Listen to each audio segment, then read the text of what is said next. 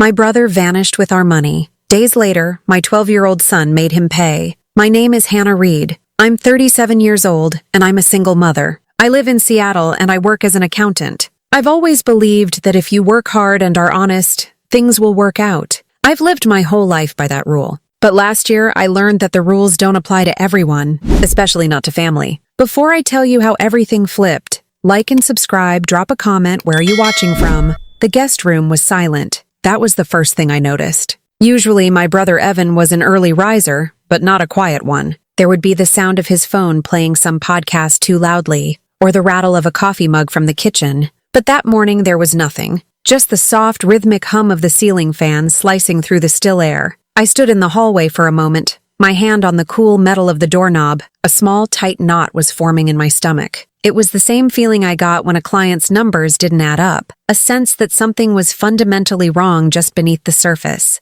I took a breath and pushed the door open. The bed was made. Not just made, but perfectly smooth, the way you see in a hotel before you've had a chance to mess it up. Evan never made his bed. Not once in the 2 months he'd been staying with me. My eyes scanned the room. The drawers of the dresser were slightly open, like they'd been pulled out and pushed back in a hurry. His worn-out sneakers were gone from their spot by the door. The cheap suitcase he'd arrived with was no longer tucked away in the corner of the closet, and then I saw it. On the perfectly made bed, right in the center of the pillow, was a single folded piece of notebook paper. My heart started to beat a little faster, a frantic drum against my ribs. I walked toward it, my feet feeling heavy, as if the carpet had turned to mud. His handwriting was a familiar, messy scrawl. It hadn't changed since he was a teenager. "Sorry, Hannah. Don't look for me," that was it. Just 7 words. No explanation. No real apology. Just a dismissal. A command to forget he ever existed. My hand trembled as I held the paper. I read the words again and again, trying to make sense of them.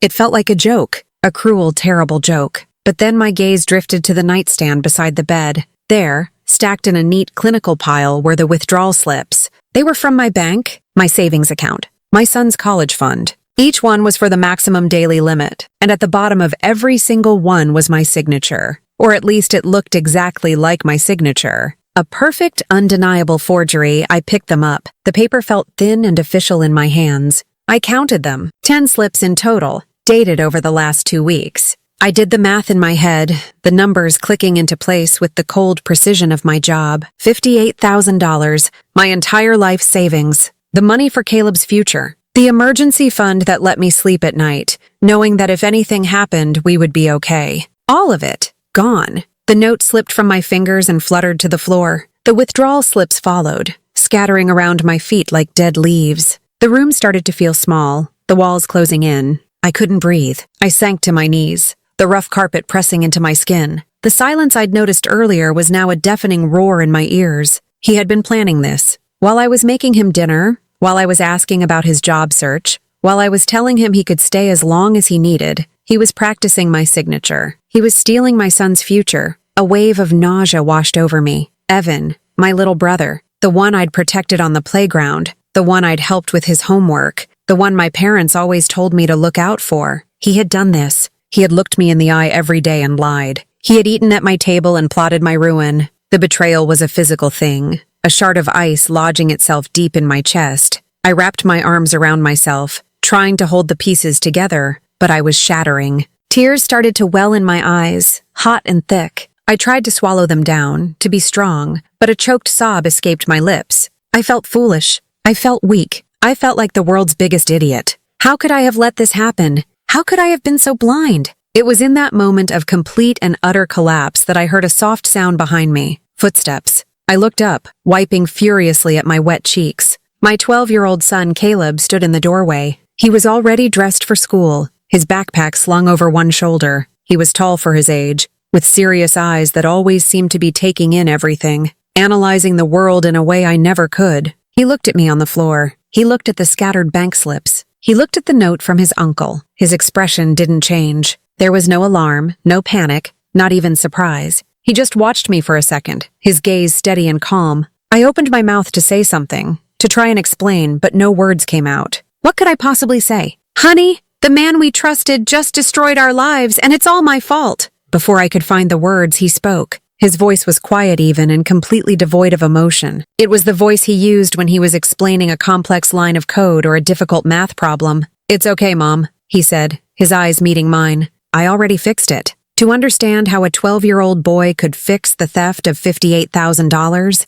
you have to understand my brother Evan. He was 2 years younger than me, but he'd always seemed to need a lifetime's worth of saving. When we were kids, it was saving him from bullies or from a bad grade. As we got older, it was saving him from bad decisions, bad girlfriends, and bad debts. Our parents had always pushed this dynamic on us. "Hannah, you're the responsible one," my mother used to say. "Look after your brother." It became my role. My identity. I was the rock. Evan was the tide, always pulling away, always crashing back. So when he showed up on my doorstep 2 months earlier, it felt like a scene I'd played out 100 times before. It was a Tuesday night, raining so hard it sounded like pebbles were being thrown against the windows. Caleb and I were finishing up dinner when the doorbell rang. I wasn't expecting anyone. I opened the door to find Evan standing on the porch, drenched and shivering. He was thinner than I remembered, with dark circles under his eyes that made him look haunted. He was holding a single, beaten-up duffel bag. He gave me a weak, lopsided smile that used to charm me when we were kids.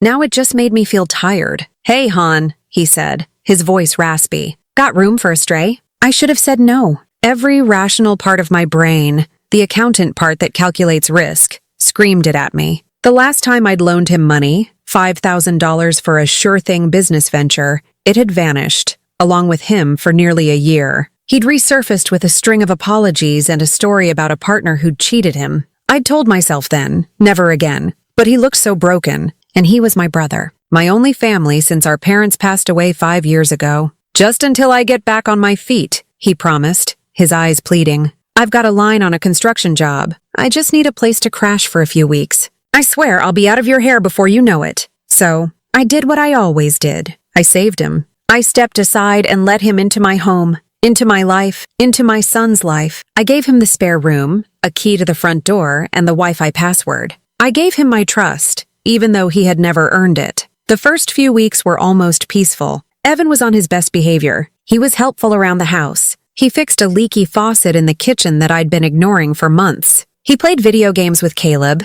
and for the first time, my quiet, solitary son seemed to have a real friend in the house. Caleb would laugh at Evan's dumb jokes, a loud, genuine laugh that was rare and precious. Seeing them together softened me. It made me think that maybe, this time, things would be different. Maybe he had finally grown up. But looking back now, I see it all so clearly. He wasn't rebuilding his life. He was dismantling mine piece by piece with a terrifying patience. He was studying me. It was in the little things, the casual questions that seemed innocent at the time. We'd be watching TV, and he'd see me paying bills on my laptop. "Man, you're so organized, Han," he'd say, leaning over my shoulder. "I can never remember all my passwords." "What do you use? Is it the dog's name? Mom's birthday?" I'd laugh and brush it off, but I'd tell him my system, a base password with variations for different sites. I thought I was being smart. He was just taking notes. One afternoon, he saw me signing a permission slip for a school trip for Caleb. "Wow, you have such nice handwriting," he said, picking up the form. "So neat. Mine looks like a doctor's prescription." He picked up a pen and tried to copy my signature on a napkin, laughing about how bad he was at it. "Look at that, it's all shaky. I could never forge your name." We both laughed. It was a joke. Except it wasn't. It was practice. He learned my routines. He knew I went to the grocery store every Saturday morning. He knew I paid the bills on the 15th of every month. He knew I kept important documents in the bottom drawer of my filing cabinet. He'd offer to help, to grab the mail, to put away groceries. He made himself indispensable, weaving himself into the fabric of our lives so seamlessly that I never felt the threads pulling tight.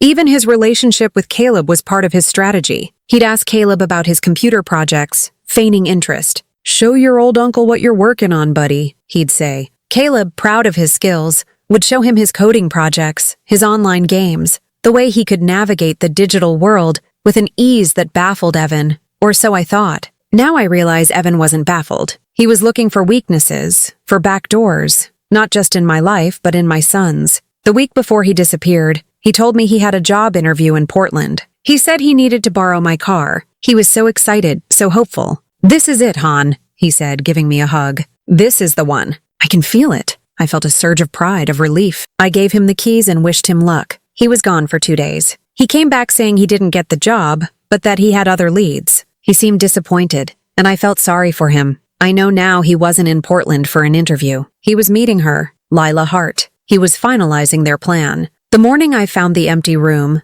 the silence was more than just the absence of sound. It was the absence of a life, the absence of trust, the absence of the brother I thought I knew. He hadn't just taken my money, he had taken my past, my memories of him as the little boy I protected, and twisted them into something ugly and sharp. He had used my love for him, my sense of duty, my hope for his redemption, as tools to break into my life. And the whole time, I had held the door open for him and thanked him for coming inside. Caleb's words hung in the air of that empty, violated room. I already fixed it. For a second, my mind refused to process them. It was like hearing a foreign language. I was a 37-year-old accountant, a mother, an adult. I was the one who was supposed to fix things. My 12-year-old son was supposed to be worried about homework and what was for dinner. Not a felony. What? I finally managed to whisper, my voice hoarse. What are you talking about, Caleb? Fixed what? He didn't answer right away. He just walked past me and knelt, gathering the scattered withdrawal slips from the floor. He stacked them neatly, his movements precise and economical, without any of the frantic energy that was coursing through me. He placed the pile on the nightstand and then picked up Evan's note. He read it, his face unreadable, and then folded it carefully and put it on top of the slips. Then he looked at me, still on my knees, my whole body trembling. Uncle Evan took the money, he said, as if stating a simple fact, like, the sky is blue or today is Monday. So I got it back. I stared at him, my mind reeling. You got it back? How? Caleb, that money is gone. It was cash withdrawals. You don't understand. My panic was starting to curdle into a strange, disoriented anger. Why was he so calm? Why wasn't he upset? Didn't he understand what this meant for us? For his future? I scrambled to my feet, my legs unsteady. I needed to do something. I needed to call the police. I needed to call the bank. I pulled my phone from my pocket, my fingers fumbling with the screen. I found the number for my bank's fraud department and pressed it. My heart was pounding so hard I could feel it in my throat. The phone rang, and a calm, automated voice answered. Thank you for calling Pacific Northwest Bank. All of our representatives are currently assisting other customers. Your estimated wait time is 15 minutes. 15 minutes. It felt like a lifetime. I started pacing the small room, my phone pressed hard against my ear. The generic hold music started playing, a tinny, cheerful tune that felt like a personal insult. Caleb, go to your room, I said, my voice sharp. I didn't want him to hear this. I didn't want him to hear the desperation in my voice as I pleaded with a stranger to undo what his uncle had done. But he didn't move. He just stood there, watching me. Finally, after what felt like an eternity, a real person came on the line. This is Maria in the fraud department. How can I help you? My voice was shaking so badly I could barely get the words out. My account has been emptied. My savings account. There were unauthorized withdrawals. Okay, ma'am, I can help you with that. Can I get your name and account number? I gave her the information, my voice cracking. I explained that my brother had been staying with me, that he was gone,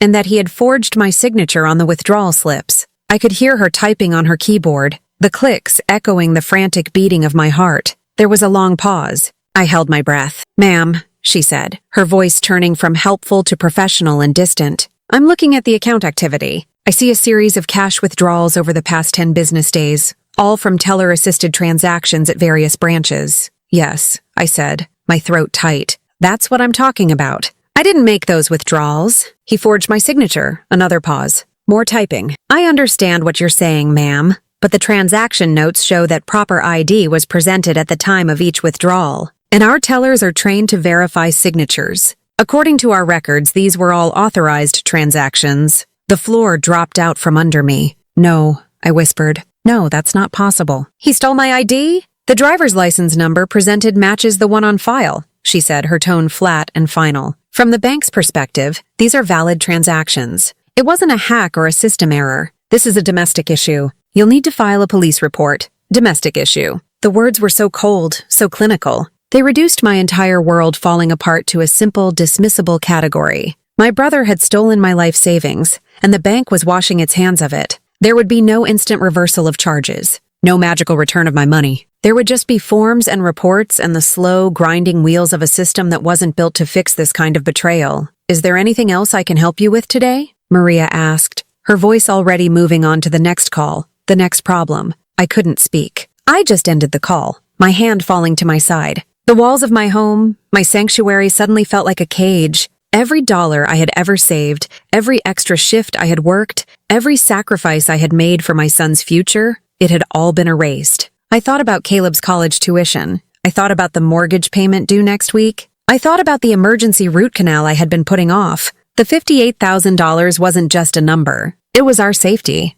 It was our future. And it was gone. I stumbled out of the guest room and into the living room, collapsing onto the floor. I didn't have the energy to make it to the couch. I hugged my knees to my chest and finally let go. I wept. Not loud, hysterical sobs, but the quiet, hopeless kind of crying you do when you know screaming won't change a thing. The kind of crying you do when you have to be up in an hour to get your child ready for school, and you can't afford to fall completely apart. I don't know how long I sat there, lost in my grief and fear, but eventually I felt a presence beside me. It was Caleb. He had appeared as silently as a ghost. He didn't say anything. He just sat down on the floor next to me and held out his tablet. "Don't worry, Mom," he said again, his voice still unnervingly steady. "I told you. I found him." I blinked, my vision blurred by tears. I looked from his face to the glowing screen of the tablet. "What do you mean you found him?" He turned the screen toward me. On it was a map of the Pacific Northwest, with a bright red line snaking down from Seattle through Oregon. There were pins dropped in different locations, tagged with times and dates. Beside the map were windows filled with what looked like phone data, bank transactions, and travel routes. It was an avalanche of information I couldn't begin to comprehend. He tapped the screen, zooming in on a location just south of Eugene. "Oregon. He's heading toward California," Caleb said, his small finger tracing the red line. "But he's not alone." I stared at the tablet, trying to make sense of the chaos of data displayed on the screen. It looked like something from a spy movie. Not something my 12-year-old son should have on his device before his first class of the day. "Caleb, what is this?" I asked, my voice barely a whisper. The tears had stopped, replaced by a profound and unsettling confusion. He swiped a finger across the screen, closing the map and opening a new window. A woman's face filled the screen. It was a mugshot. She had sharp, calculating eyes and a faint, smug smile. Her hair was dark and messy. She looked tough, the kind of person who knew how to navigate the ugly parts of the world. Underneath the photo was a name, Lila Hart, and below her name was a list. Arrest record in 3 states. Identity theft, forgery, grand larceny, fraud, a cold dread, entirely different from my earlier panic, washed over me. This was a professional. My brother, my foolish, perpetually in trouble brother, hadn't just run off with my money. He had partnered with a real criminal. "Who is this?" I asked, though I already knew the answer. "She's Evan's girlfriend," Caleb said, his tone matter of fact. "He's been talking to her online for months. He met her when he went to Portland for that job interview." He used air quotes around job interview. My stomach twisted. The lie that I had so easily believed, the hope I had felt for him, it all felt so stupid now. It was a calculated part of a much larger deception. I felt a sense of isolation so deep it was dizzying. My brother wasn't the person I knew. He was a stranger, living a secret life, and he had brought that dangerous world right into my home.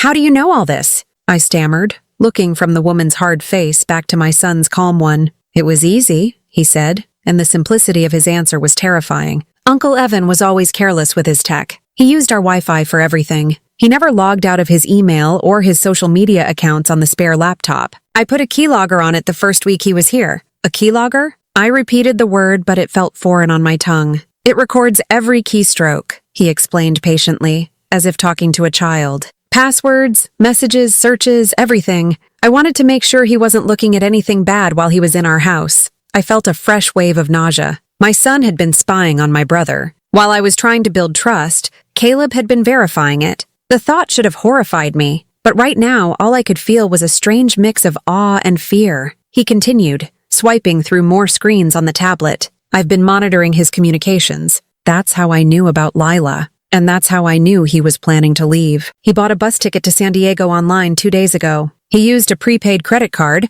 but he had it delivered to a P.O. box he opened last month. He showed me the confirmation email, the hotel receipts, the messages between Evan and Lila, discussing where to meet, how they would split the money, how they would start a new life in Mexico. They talked about me. They called me the Golden Goose. They laughed about how easy it was. Reading their words felt like being slapped in the face. My son had watched this all unfold. He had seen the betrayal coming step by step, and he hadn't said a word to me. Why didn't you tell me, Caleb? I asked, my voice breaking. Why did you let this happen? He finally looked away from the screen and met my eyes. For the first time, I saw a flicker of something other than calm in his expression. It wasn't sadness. It was something harder, something colder. Because if I told you, you would have confronted him, he said. You would have yelled, he would have made excuses, and you would have forgiven him. You always do. And then he would have just tried again later and been more careful. I needed him to actually do it. I needed him to commit the crime so he could be stopped for good. His logic was flawless.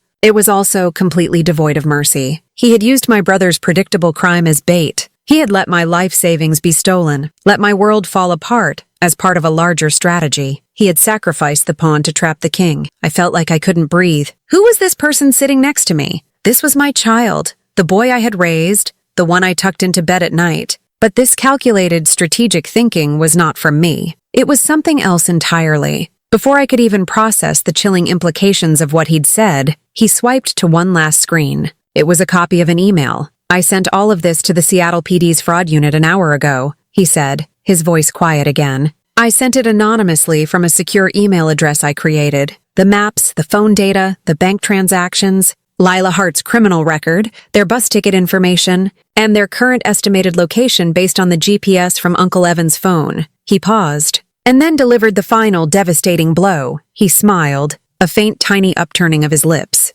I also attached a little program to the file that activated the microphone on his phone. They'll have a live audio feed of his conversations. They'll have everything they need to stop him. He said it all like he was describing a completed school project. A difficult assignment, perhaps, but one he had finished with an A+, my son, my 12-year-old child. He hadn't just found my brother. He had launched a sophisticated, high-tech manhunt before he'd even had his breakfast. And he had done it all in complete secret, operating in a world of shadows I never even knew existed. The rest of the morning passed in a fog. I called the school and told them Caleb wouldn't be coming in. I used the excuse of a stomach bug, the lie feeling flimsy and absurd on my tongue. I couldn't have him sitting in a classroom learning about fractions and state capitals after he had just orchestrated a federal investigation from his bedroom. We sat in the living room in silence. I was too stunned to speak, too frightened to ask the hundreds of questions swirling in my mind. Where did you learn to do all this? How long have you known? What else are you capable of? Caleb seemed perfectly content. He sat at the dining table with his laptop,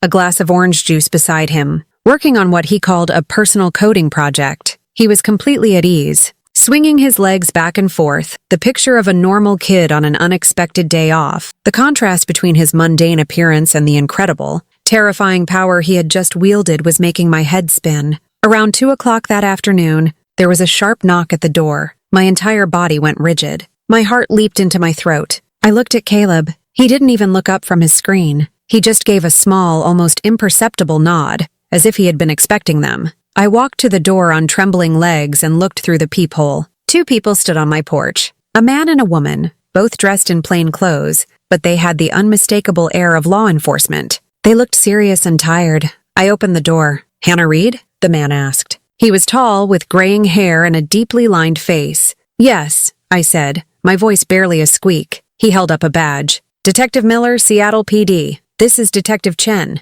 We're with the Financial Crimes Unit. Can we come in for a moment?" I stepped aside and let them in, my mind racing. They knew. They had gotten Caleb's packet. This was real. They stepped into my living room, their eyes scanning the space. Their gaze landed on Caleb, who finally looked up from his laptop. He gave them a polite, slightly curious look, like any kid would give to a stranger. "Is there a problem, officers?" I asked, trying to keep my voice steady. "We're not sure yet, ma'am," Detective Chen said. She was younger, with a sharp, intelligent face. "This morning, our unit received an anonymous information packet related to your brother, Evan Reed. A very thorough packet." She exchanged a look with her partner. Detective Miller picked up the thread. It contained GPS data, phone logs, bank records, and surveillance photos we didn't even have yet, all pointing to your brother and an associate of his, a woman named Lila Hart, being involved in a significant fraud case. "Your fraud case, we believe." I just nodded, unable to speak. Based on the real-time location data in that file, Oregon State Police were able to intercept Mr. Reed and Ms. Hart outside of Eugene about an hour ago,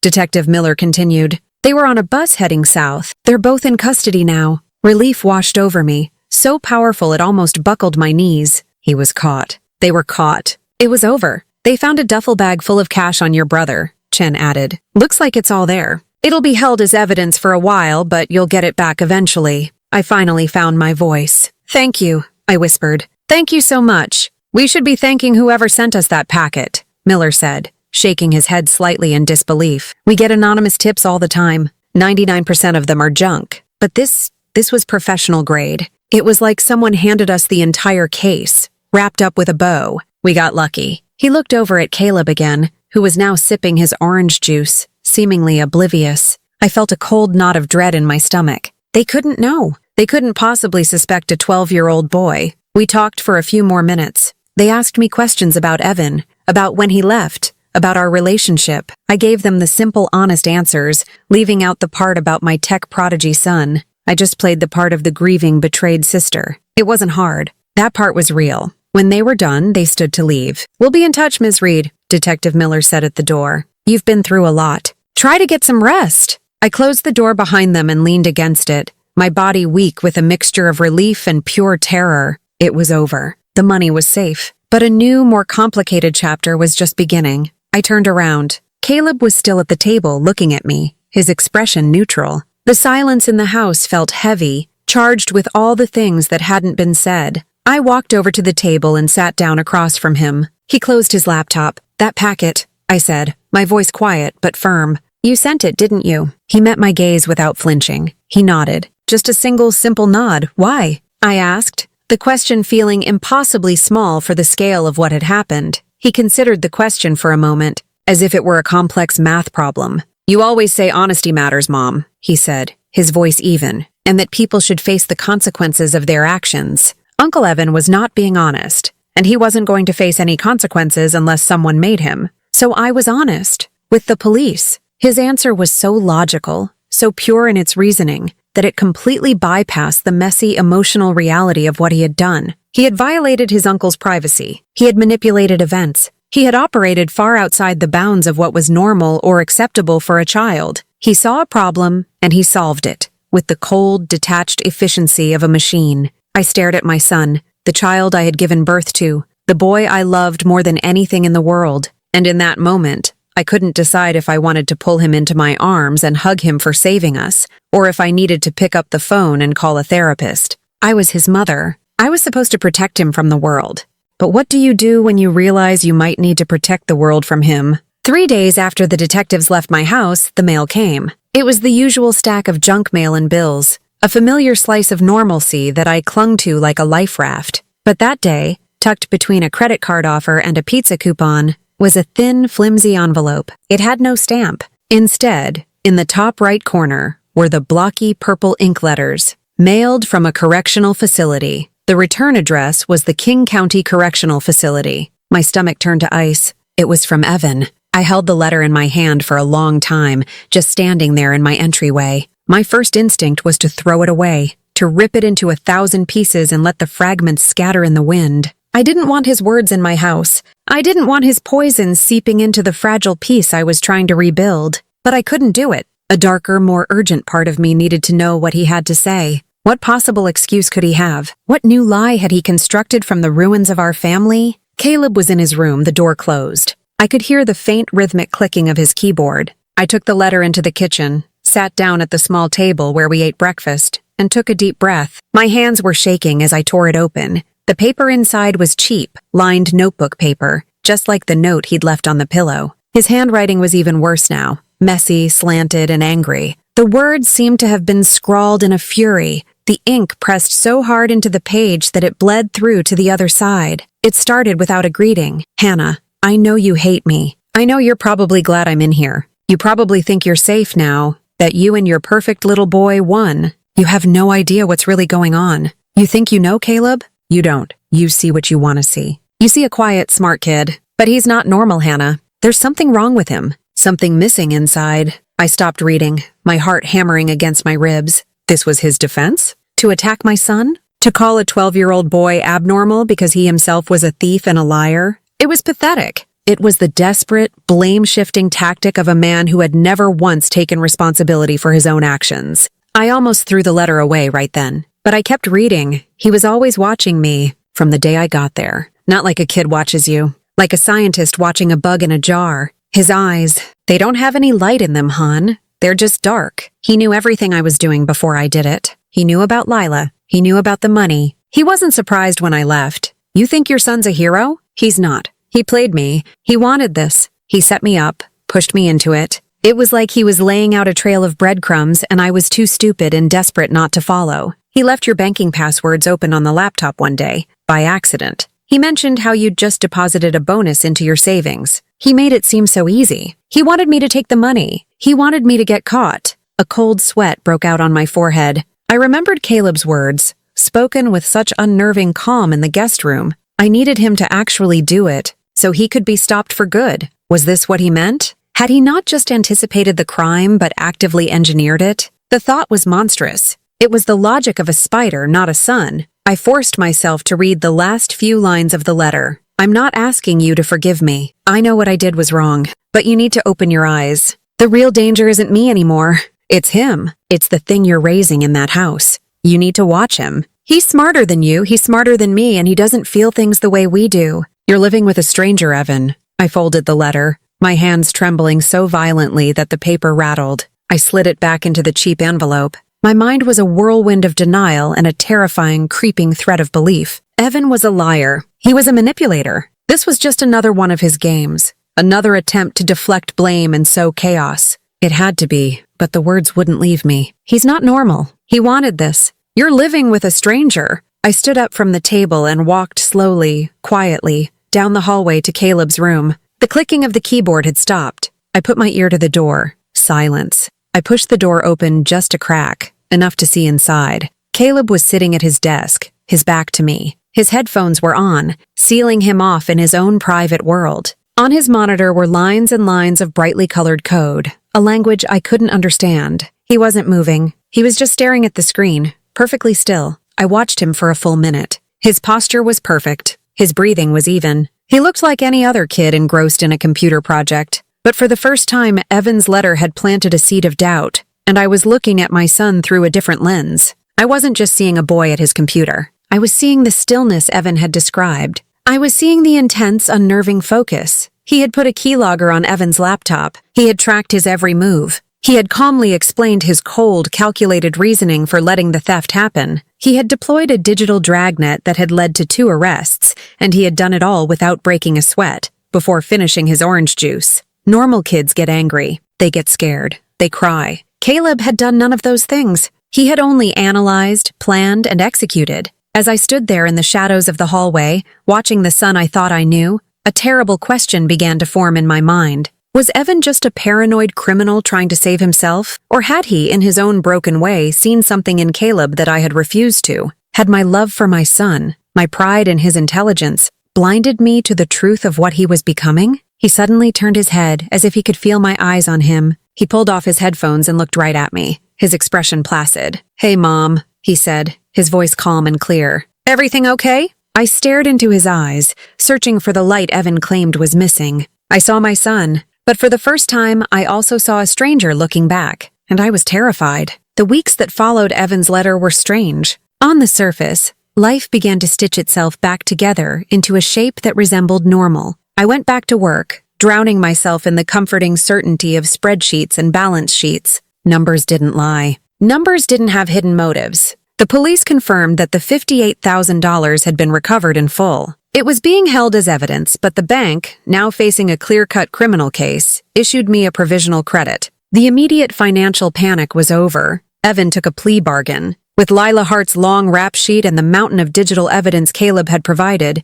his lawyer told him a trial would be a disaster. He was sentenced to 2 years, with a chance of parole in 18 months. Lila was extradited to Arizona to face more serious charges there. The justice system was working. The crisis had been resolved. We were safe, at least that's what I told myself. But a quiet, unnerving hum of anxiety now ran beneath every moment of my life. It was a constant, low-grade fear that came from watching my son. Caleb seemed to have moved on completely. He never mentioned Evan or the stolen money again. He was doing well in school, his grades perfect as always. He did his chores without being asked. He was polite, he was quiet, and on the outside he was the model son. But something had shifted. both in him and in my perception of him. He had a new obsession. It was a simple spiral-bound notebook he'd bought at the drugstore. He carried it with him everywhere. He would sit at the dining table in the evenings, not on his laptop, but with this notebook and a pen completely absorbed. At first I was relieved. It was an analog hobby, a break from the screens. But one day, when he left it on the table to go get a glass of water, my curiosity got the better of me. I opened it. The pages were filled with a disorienting mix of complex diagrams and handwritten notes. The diagrams were chessboards, dozens of them, but they weren't games in progress. Each one depicted a final sequence of moves, an endgame. I didn't know much about chess, but I could recognize the patterns. A lone pawn, navigating a minefield of enemy pieces, marching relentlessly across the board to become a queen. A king, stripped of its defenders, being systematically hunted down and trapped in a corner by a handful of lesser pieces. Every page was a variation on the same theme, the powerful being overthrown by the strategic and the underestimated. The notes surrounding the diagrams were even more unsettling. They were written in a code I couldn't decipher. It was a mix of letters, numbers, and strange symbols. It was his own private language, a wall built between his thoughts and the rest of the world, a wall built between him and me. I closed the notebook just as he walked back into the room. He gave me a small, knowing smile,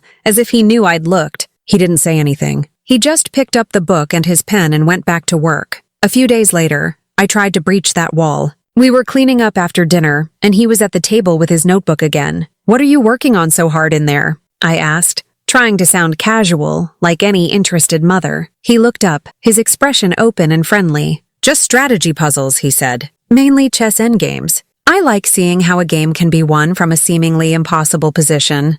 "It looks really complicated," I said, drying a plate. "All those notes, it's a cipher I made up," he said simply. "It helps me think through the logic of the moves without using words. It's more efficient, more efficient." That was the word he always used. He talked about life, about problems, about solutions, in terms of efficiency. Emotions were inefficient. Forgiveness was inefficient. My messy, complicated love for my broken brother had been terribly inefficient. Caleb's solution had been clean, logical, and brutal. It had been efficient. The notebook became a symbol of the growing distance between us. He was living in a world of strategy, ciphers, and endgames, and I was on the outside looking in, increasingly worried about the game he was actually playing. Evan's words from the letter echoed in my head constantly. He doesn't feel things the way we do. One night, I couldn't take the silence anymore. He was at the table, sketching out another scenario of a trapped king. I sat down across from him, my hands clasped tightly in my lap. "I've been watching you with your puzzles," I began, my voice softer than I intended. "I notice you always focus on the king. Trapping the king. Every puzzle ends in checkmate." I paused, gathering my courage. "Why always the king?" He didn't look up from his notebook for a long moment. He carefully shaded in a square on the board with his pen. The only sound was the scratching of the ink on the paper. I thought he was going to ignore me. Then he put the pen down, placed his hands flat on the table, and finally lifted his head. He looked directly at me. His eyes were calm, steady, and far too old for a 12-year-old boy. The faint, polite smile he usually wore was gone. He was looking at me with a stark, unfiltered seriousness that made my blood run cold. "Because kings forget pawns can move," he said. The words were simple, but the meaning behind them was vast and terrifying. It was a confession, a mission statement. He wasn't just solving puzzles in a book. He was practicing a philosophy. He was the pawn. Evan was the careless king who had forgotten to watch his back, and Caleb had marched clear across the board and taken him out of the game.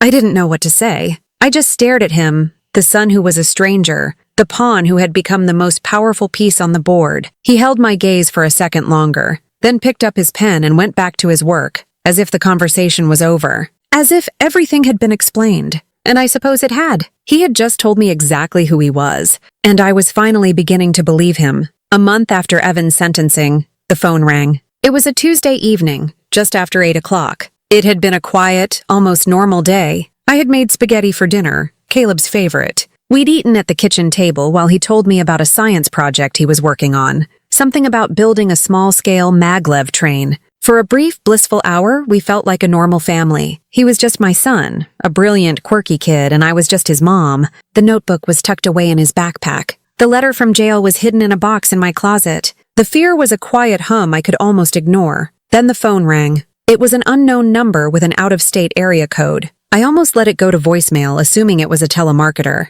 but something made me pick it up. Hello? I said. There was a pause on the other end, just the faint sound of static. Then a woman's voice, as smooth and cold as polished steel, slid into my ear. Is this Hannah Reed? Yes, I said, a prickle of unease running down my spine. Who is this? You don't know my name? The voice said with a hint of dark amusement. But you should. Your son made sure of that. My name is Lila Hart. I froze. My hand tightened on the phone, my knuckles turning white. Lila, from a jail in Arizona. How was she calling me? Why was she calling me? I felt the floor tilt beneath my feet. Caleb, who was clearing the table, stopped what he was doing and looked at me, his head cocked to the side. He could tell from my face that something was wrong. What do you want? I managed to say, my voice tight. I want to give you a piece of free advice. Mother to... Well, you're a mother, she said, her tone dripping with venom. You need to watch your back. Your son isn't who you think he is. I wanted to hang up. I wanted to block the number and pretend this wasn't happening.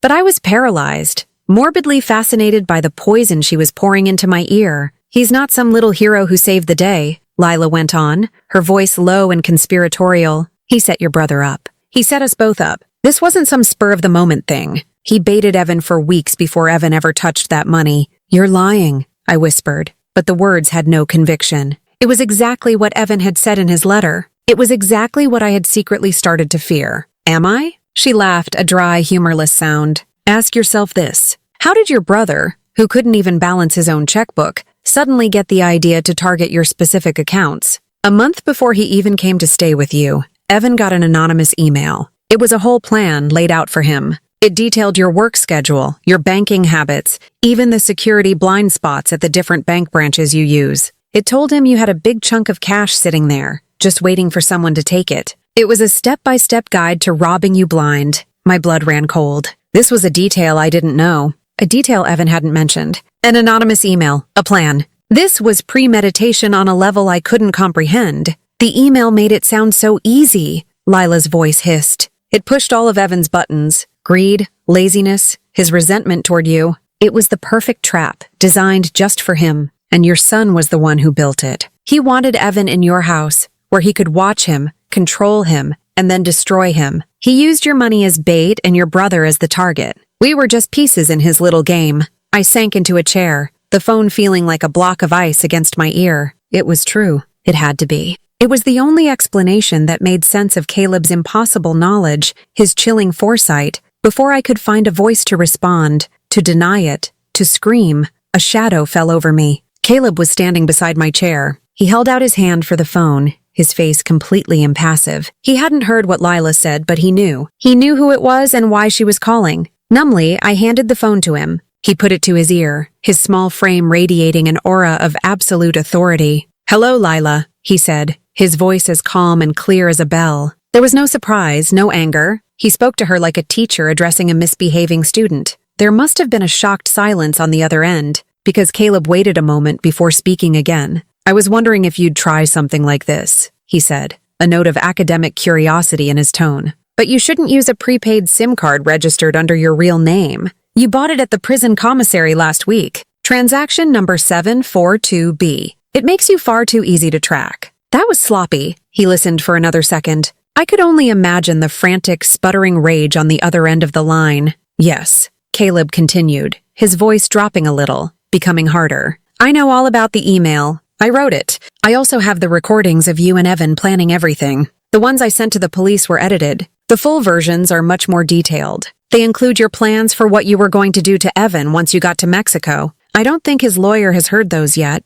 I wonder if the parole board would be interested. Silence. Then the distinct click of the line going dead. Caleb stood there for a moment, holding the phone. Then he calmly ended the call and placed the phone on the table in front of me. He looked at me, his expression unreadable. The fragile illusion of our normal family dinner was shattered. The spaghetti dinner, the maglev train project, it was all a facade. Underneath it was this. A cold, brutal world of strategy and consequences where my son was the absolute ruler. He had confessed to everything, not with guilt, but with a quiet, undeniable pride in his own competence. He must have seen the fear in my eyes. He must have seen that I finally, truly understood. Don't worry, Mom, he said, his voice softening just a fraction, reverting to that of a child comforting his parent. She won't bother us again. It was meant to be a reassurance. but I heard it for what it was. A promise that he had taken care of the threat. A quiet confirmation that anyone who tried to hurt us or expose him would be dealt with efficiently.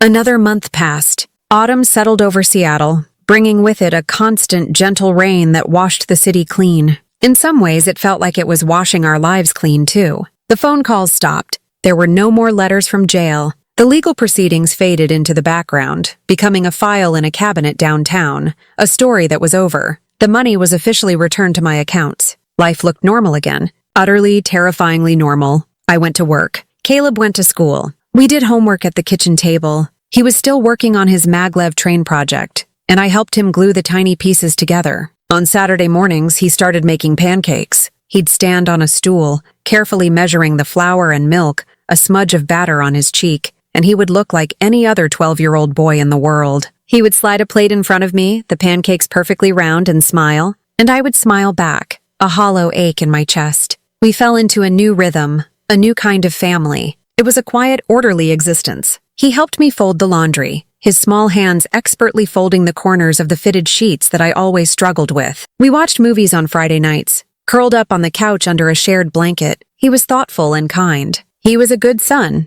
but I was always watching him now. The fear hadn't gone away. It had just changed its shape. It was no longer a sharp, panicked thing, but a constant, quiet companion. It was with me when he smiled. It was with me when he laughed at a cartoon. It was with me when he fell asleep in the car, his head resting against the window, looking innocent and vulnerable. Because sometimes I would catch him watching me. It would be in a quiet moment, when he thought I wasn't paying attention. I'd be reading a book or paying bills and I'd feel his eyes on me. I'd look up and he'd be staring at me from across the room, his head tilted slightly. His expression wasn't one of love or anger or any discernible emotion. It was an expression of assessment, of measurement. He was watching me the way his uncle used to watch me when he was trying to figure out the best time to ask for money. He was measuring opportunity. He was calculating risk. He was evaluating my loyalty, my utility, my place in the carefully ordered world he was building around us. In those moments, I knew he was not a child. He was my protector, my warden, and my judge,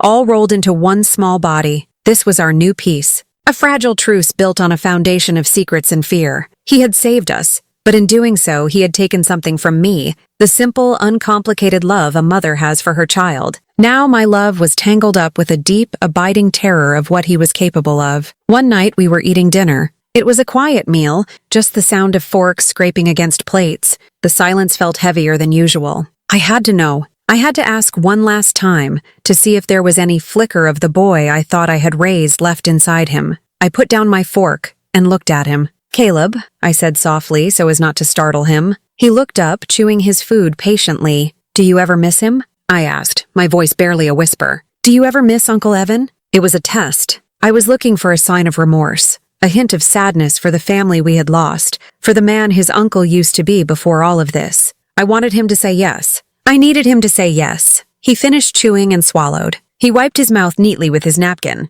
He looked at me and his eyes were clear and steady. He gave me a small, gentle smile. It was the kind of smile you give someone to reassure them, to let them know everything is under control. "I don't miss people who hurt us, Mom," he said, his voice soft and reasonable. "I just make sure they can't do it again." The words were gentle. The meaning was absolute. It was his code, his law. There was no room for messy emotions like forgiveness or grief. There was only the problem and the solution. Evan had been a problem, and Caleb had solved him. I looked at my son, the architect of our strange, safe, terrifying new life. He had built a fortress around us, and the walls were a mile high. No one would ever hurt us again. I was sure of it, but I also knew, with a certainty that chilled me to the bone, that I was locked inside with him. This was our family now, just the two of us at the dinner table, a queen and the pawn who had put her there, for his own protection and for his own purposes. It was a family dinner that didn't feel like one at all. It felt like an endgame. The line between justice and fear. The camera is close on my face now.